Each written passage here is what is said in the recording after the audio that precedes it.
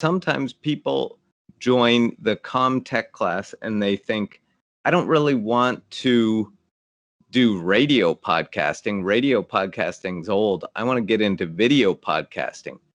Radio is the first step. If you think about video podcasting, you have got to worry about the audio. You got to make sure that people can hear what's happening and what you're talking about and things like that. You got to worry about the music and different things that you're playing, copyrights. You got to worry about if you're interviewing someone that they can be heard, that you've got a good setup and everything, as well as you got to make sure that it looks good. This person here, Arda Okal, he started off just doing community radio, like on CKMS, the same place where our podcast could end up being played. Arda Okal interviewed actually a while ago, me and Mr. Cross. This was way back in my university days when we were in a band. Then Arda Okal used that. He ended up being an interviewer for the WWE. There's him interviewing the WWE. He changed his name for that. I think he was Kevin something or other when he was in WWE. And Arda Okal was also on The Score. And now he does a whole bunch of other talk show stuff.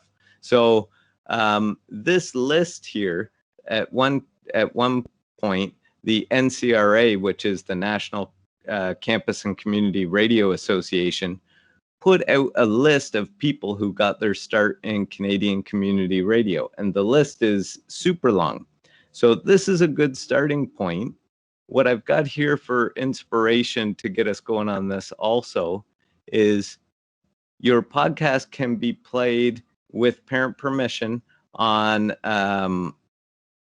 community radio. This is the one that I work with. It's CKMS 102.7 Radio Waterloo. As well, a lot of these, so these ones had gotten the parent permission and are on our, this is where our grade 8 tour and grade 8 questions and answer. This is the Student Voice podcast. You can check this out. Each one of these you can click and listen to. These were just different podcasts that different people made. There's one about cars, one about Marvel movies, one about just music.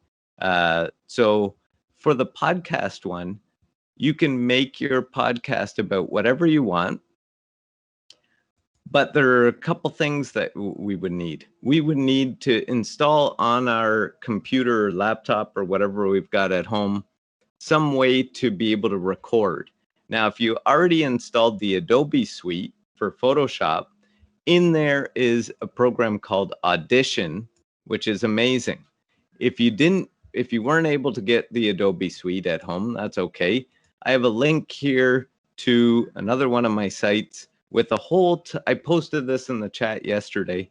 It's got a whole ton of free software on here. Here's a free Photoshop alternative. Down here is a software called Audacity, which is free. And that one here, I've got an install video and a quick little thing with me recording the talking that I was doing. Down here, this is actually what I use for radio, is this software called Mix.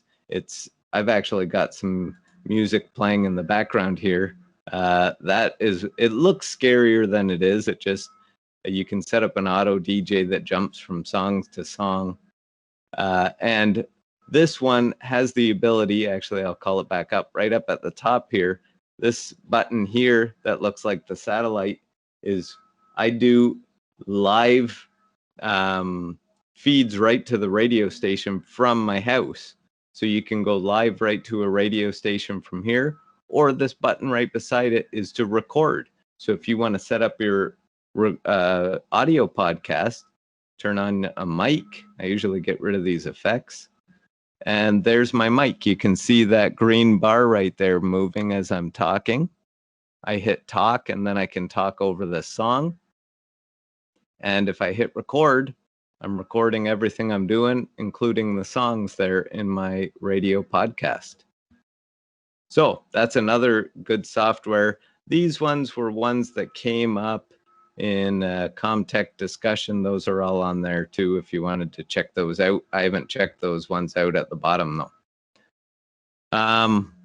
So you can make whatever you want. The one thing though in this, our steps for success, is for this one, it is CRTC is a company that governs radio. And they say everyone who makes a radio podcast has got to provide documentation. In that documentation, you have to say who is on the podcast, and you have to say what songs you played. Because there's the way that I can play, I don't know what I'm listening to right now, but the way that I can play Chagrin's music is because the radio stations all pay those artists through something called SOCAN fees. Now, so you need to write down every artist that you played. So if I click on this, it's going to open up that documentation. You can make a copy of this. Here's my name. I would write Rob McKenna or Mr. McKenna. What did I do? I hosted it. I ran the controls. I was the editor. Song title, artist. We want our content to be clean, especially if it's on the radio. So you would have to put yes here. And they also want us to identify Canadian content.